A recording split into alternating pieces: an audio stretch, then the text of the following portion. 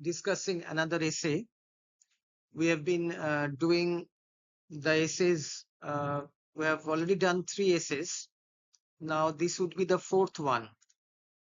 So another important essay. This is, I told you the title yesterday, The Survival of Literature in the Age of Social Networks. So this is our topic today.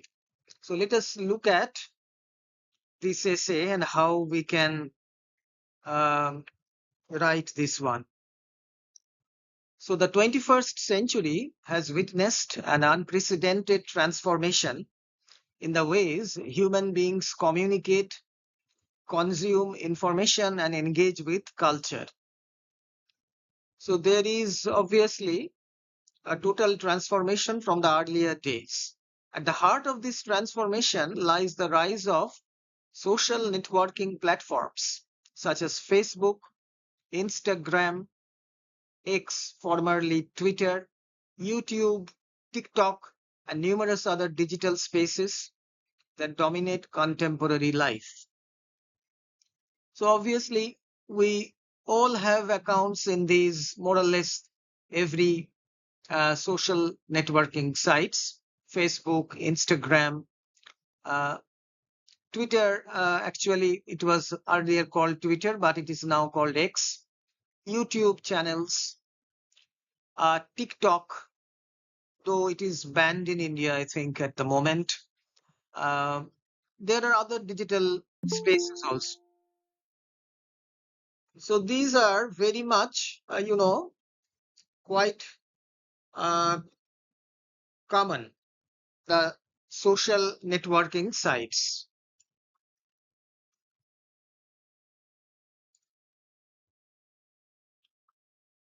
So these dominate the contemporary lives of the people. These platforms have altered reading habits, shortened attention spans, accelerated the circulation of information, and changed the nature of public discourse. So people are more engaged, people are more engaged in these spending time on these social networking sites. So reading habits have suffered. Reading actual books, concrete books, paper books, that has lessened. And people have short attention times, meaning they just jump from one social networking site to another. Obviously, one important thing is the circulation of information. So that is something that has happened. In such a rapidly evolving digital environment, many critics have expressed concern about the future of literature. So what would be the future of literature? Because the social networking sites are taking over in a big way. Some argue that literature, which traditionally demands patience, concentration, and reflective engagement, is threatened by the fast-paced and fragmented culture of social media. So, in order to devote time to literature, one has to be patient. One has to read patiently, has to take out some time from one's uh, daily habits and uh, read. So it demands a lot of concentration and certain degree of reflection. Yet, despite these concerns, literature has not disappeared. Instead, it has adapted, evolved, and discovered new forms of survival. The age of social networks, rather than signaling the death of literature, has opened new possibilities for its dissemination, interpretation, and creation. So, it is argued that literature has adapted itself to the new situation in spite of the threat of the social networking sites. So this is the introduction that we have here. The second paragraph, of course, it would also form the introduction. One of the principal fears surrounding social networks is that they encourage superficial reading. Literature, especially serious literature, requires sustained attention and intellectual effort. So sustained attention and intellectual effort are the keynotes. Great novels, poems, and plays often invite readers to contemplate complex emotions, moral dilemmas, and philosophical questions. So obviously, you are students of literature, and you know, in order to read these novels, the novels, classic novels, poems by William Shakespeare, the Romantic poets, the Victorian poets, modern poets, you have read all those poems in your semester one. So obviously, and plays which you'd be reading in your next semester, some of the great plays. Obviously, they require um, some kind of engagement of complex emotions, and they create moral dilemmas in your mind and raise philosophical questions. Social media, by contrast, promotes brevity, immediacy, and constant distraction. So uh, social media platforms, uh, they do not require such sustained attentions. You go there, you look at the pictures, the posts, you perhaps write something, you upload a photo or a video, and that's it.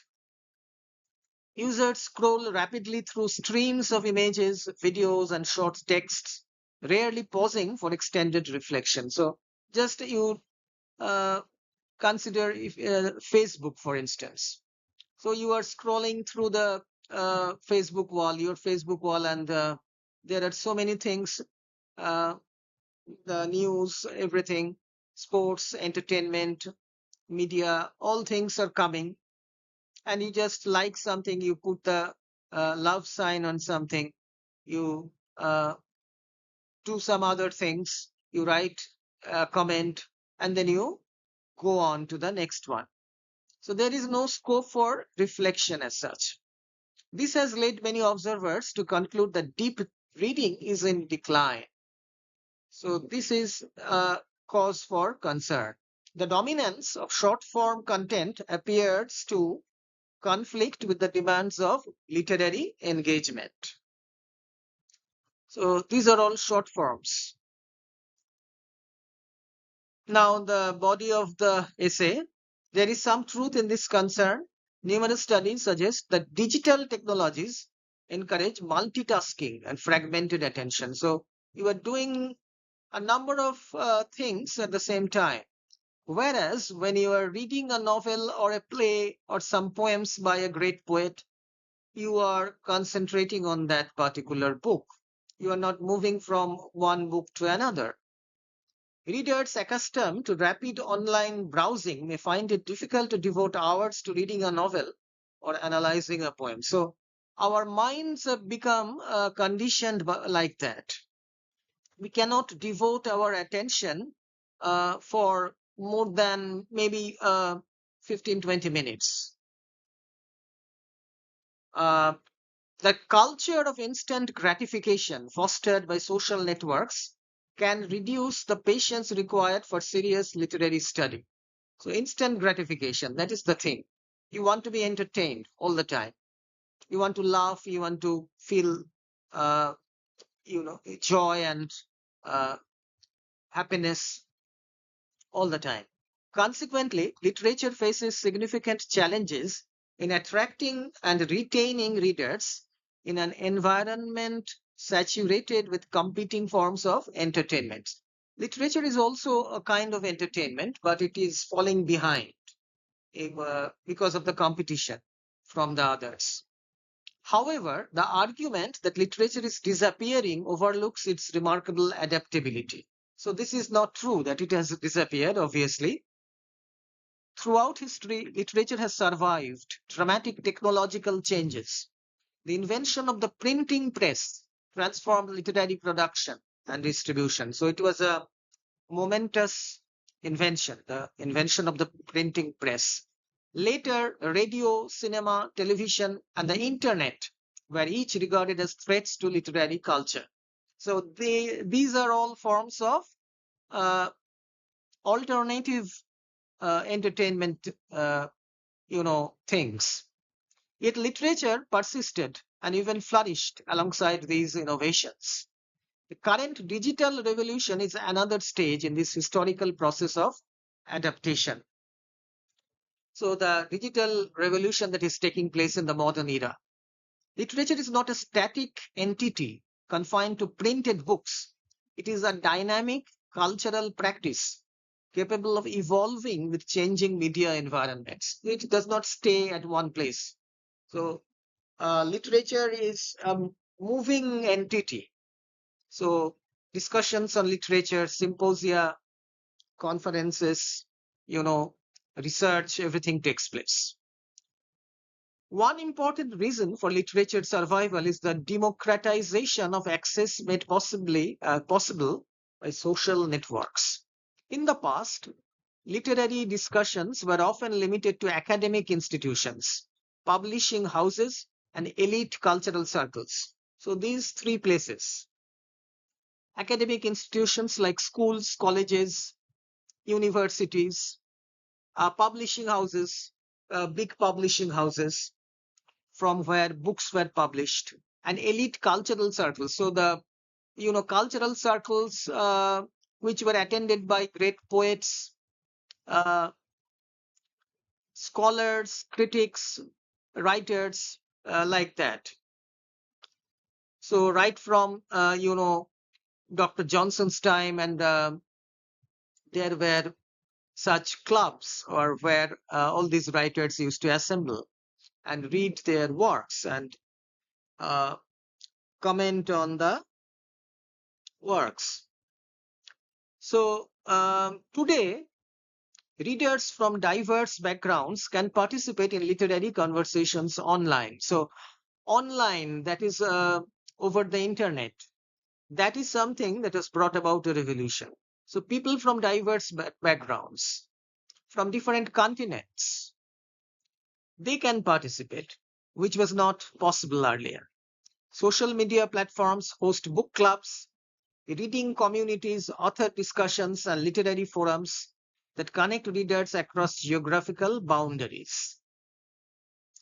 Millions of people exchange recommendations, share interpretations, and discuss literary works in digital spaces. Such interactions have expanded literature's audience and increased its cultural visibility. So obviously, this exchange which takes place, and the analysis interpretation that takes place on the digital space, this is obviously this has led to the spread of literature worldwide. The phenomenon commonly known as book talk illustrates this development. Through short videos and personal recommendations, readers have revived interest in both contemporary and classic works. Books that might otherwise have remained obscure have achieved remarkable popularity through social media exposure.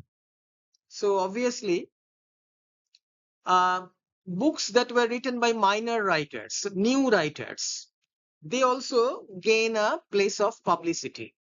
So, they also have their, uh, you know, recognition.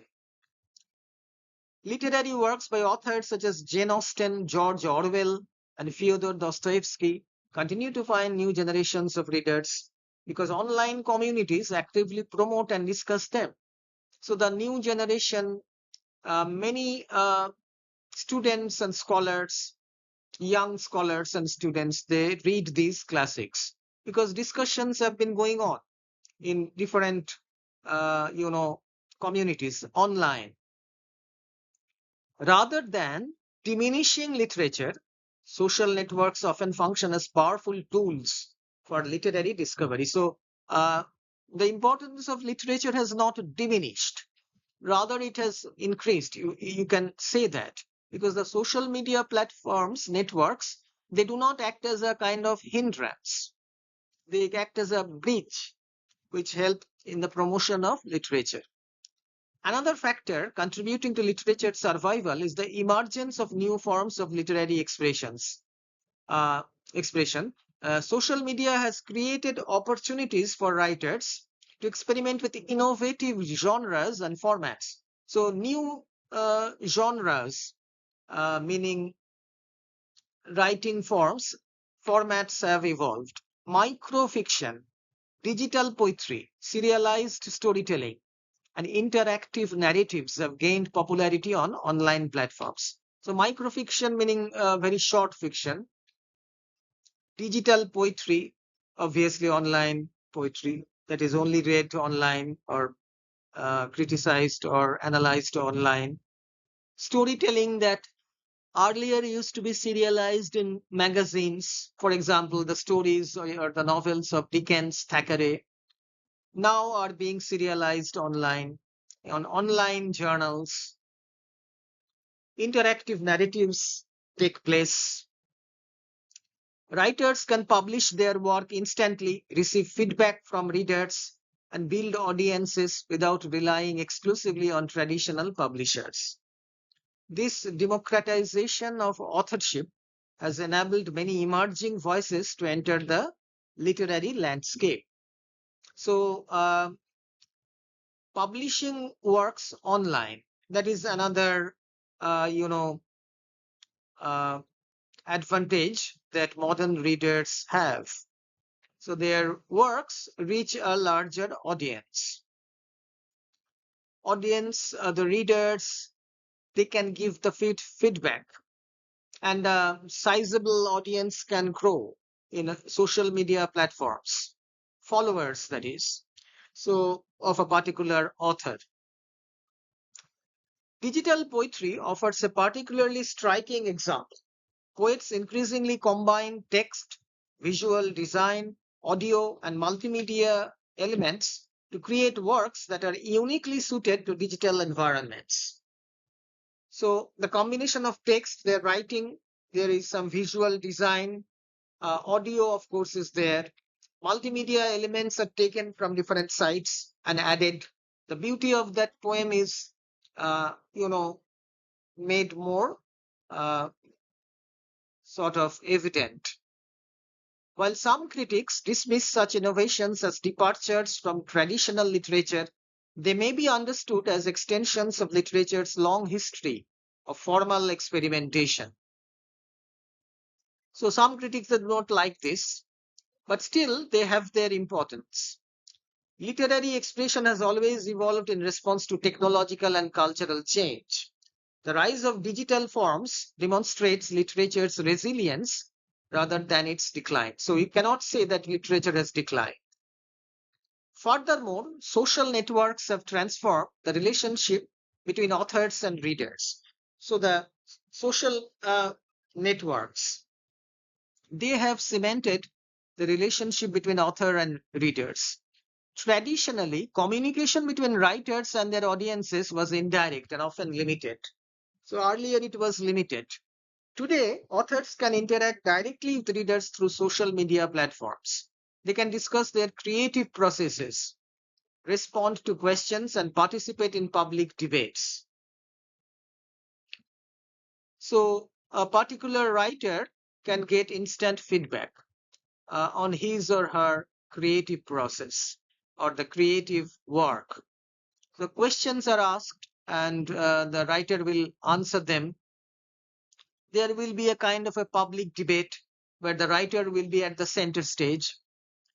Uh, the writer will answer the questions put by the readers. This direct engagement fosters stronger literary communities and generates renewed interest in literary works. So the interest increases rather than declining.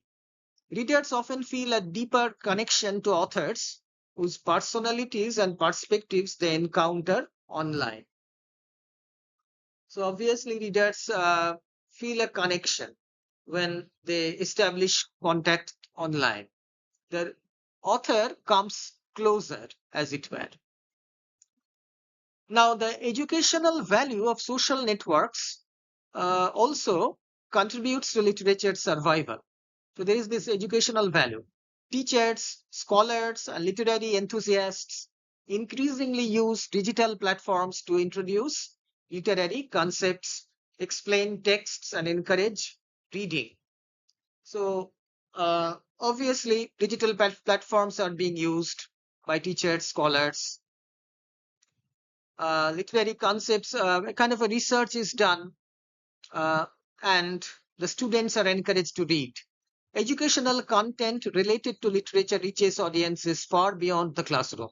So obviously, many teachers, uh, when they teach online, and it can reach a larger audience, not just the immediate, maybe 30 people are listening uh, to that teacher, but once it is posted on the YouTube channel or elsewhere, it reaches a wider audience throughout the world. So all these things happen. How, you know, the spread of knowledge, the spread of literature that is being discussed. Short videos, podcasts, online lectures, discussion forums make literary knowledge more accessible than ever before. Students who might initially encounter literature through social media may subsequently develop a deeper interest in literary study. So, a student might encounter a text, perhaps a novel, which he or she had found boring at first. It's a very lengthy novel, so maybe a Dickensian novel. So he or she would not like to read that. But when she finds that the teacher is explaining, then obviously she would find an interest and read the novel, perhaps. So these things are happening or might happen. At the same time, literature offers something that social networks themselves cannot fully provide. Social media excels at facilitating communication and information exchange, but literature cultivates empathy, imagination, and critical reflection. So social media platforms, they are different. They have different functions, facilitating communication. But information is exchanged. But literature, it cultivates a sense of empathy, a kind of fostering of using the imagination and critically reflecting on each work. Literary works invite readers to inhabit different perspectives, explore unfamiliar experiences, and engage with the complexities of human existence. So these are important points. In an age characterized by information overload and rapid communication, these qualities become increasingly valuable. So obviously, information overload is there. Literature encourages forms of attention and contemplation that counterbalance the speed and superficiality often associated with social networks. So there is a balancing factor here performed by literature. There is so much information everywhere. So people are confused sometimes. But literature acts as a balancing point. Indeed, the very conditions created by digital culture may strengthen the need for literature. As individuals confront constant streams of information, many seek experiences that offer depth, meaning, and emotional resonance. So, sifting that information, that is, uh, doing some research, going through that information, obviously, kind of finding out the meaning and the emotional resonance, the depth of from that particular information. So this increases the need for literary studies. Literature satisfied this need by providing sustained narratives and rich imaginative worlds. Readers frequently turn to novels, poetry, and memoirs as means of escaping the pressures of digital life and reconnecting with deeper forms of thought and feeling. So, uh, concrete books which you can hold in your hands, they have not lost their charm.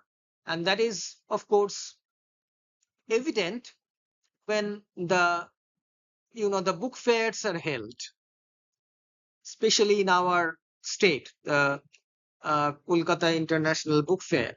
So you all must have visited the book fair at some point of time. So the craze for reading books, it has not lessened. Not only literature, but also non-fictional works and other forms of literature. Now, in this sense, literature serves as a corrective to some of the limitations of social media culture. Moreover, literature continues to play an essential role in preserving cultural memory. Social networks are often characterized by ephemerality. Ephemeral quality meaning the temporary nature of things. So in social media, social networks, things sometimes are temporary. Content appears briefly before being replaced by new material. So it becomes old. A content that is there, if a year or two elapses, then there will be 20 new videos, 20 new content writers or content creators who would be engaged in presenting contents which would be more, liked by the uh, new generations. So the old contents would be replaced. Um, Content appears briefly, so that is what happens. Literature, by contrast, preserves ideas, stories, and experiences across generations. So, Shakespearean sonnet, we still read that sonnet. So, in the first essay, we read about the relevance of Shakespeare in our century, the 21st century. So we saw how it can hold our attention, the classical books. So the ideas that they represent, the ideas that they propagate, the stories that are there, the experiences that they showcase are eternal. Literary texts connect contemporary readers with historical traditions and cultural heritage. They provide continuity in a rapidly changing world. So that world is always changing, but literature somehow holds on to its position. The enduring relevance of literary classics demonstrates that human beings continue to value narratives capable of transcending immediate circumstances. So, you know, uh, literature that has universal appeal, uh, the classical works, even if you look at if you consider the works of maybe the ancient Greek tragedians, Aeschylus, Sophocles, Euripides, the ancient poets, and again the Roman poets, uh, the writers, then down to the Anglo-Saxon, the medieval age, and then to the Renaissance, finally to the Elizabethan Jacobean period, and then it goes on and on. So obviously their works can transcend the immediate circumstances. The global nature of social networks has also facilitated cross-cultural literary exchange.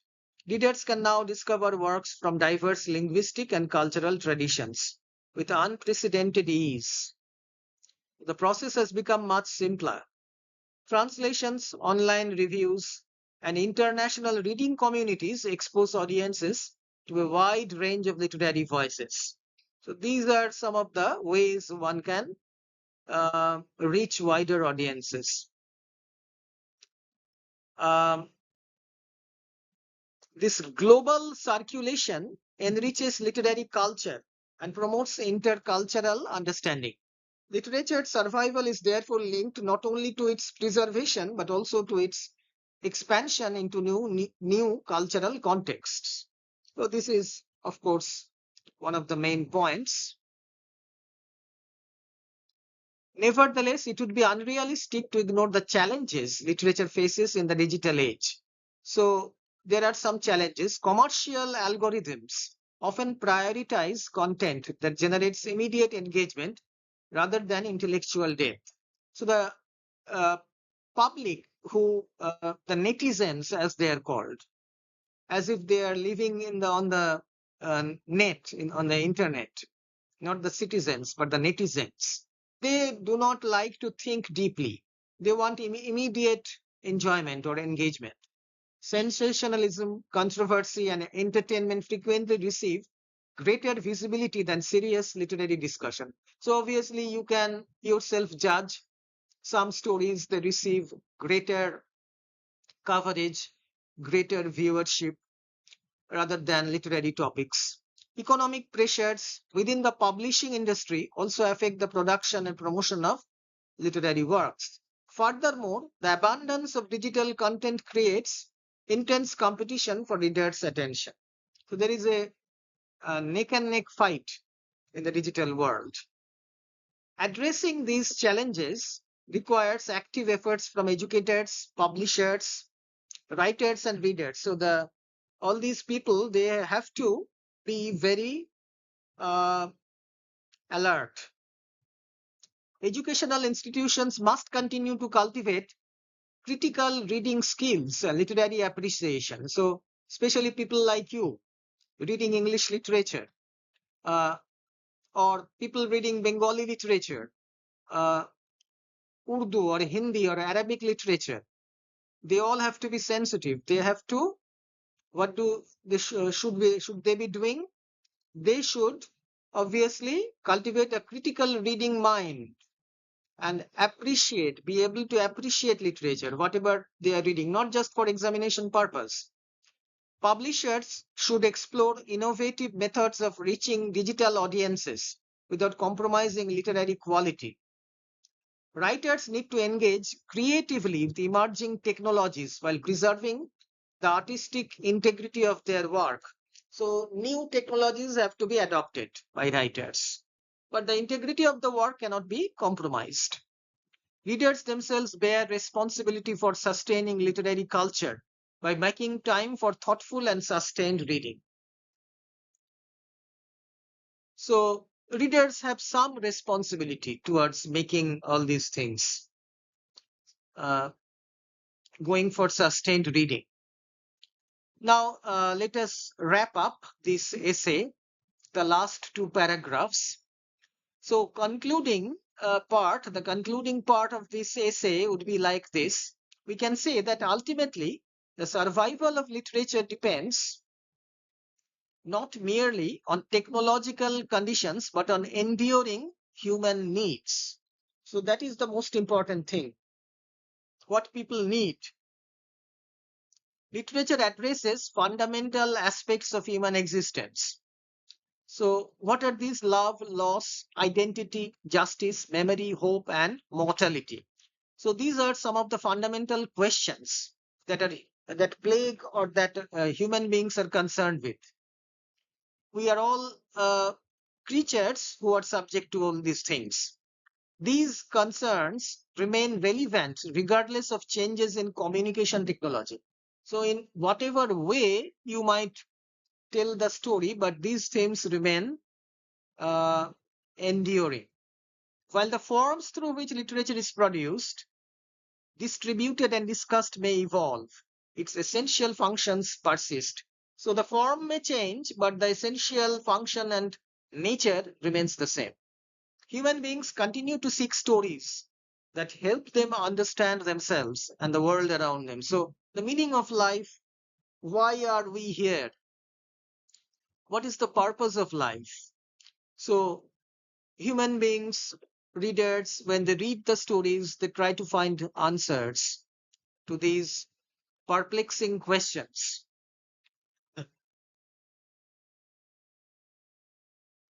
Now, the last paragraph.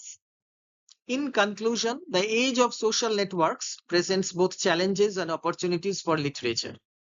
Although digital platforms may encourage shorter attention spans and fragmented reading habits, they also democratize access to literary culture. So, uh, there are both challenges and opportunities.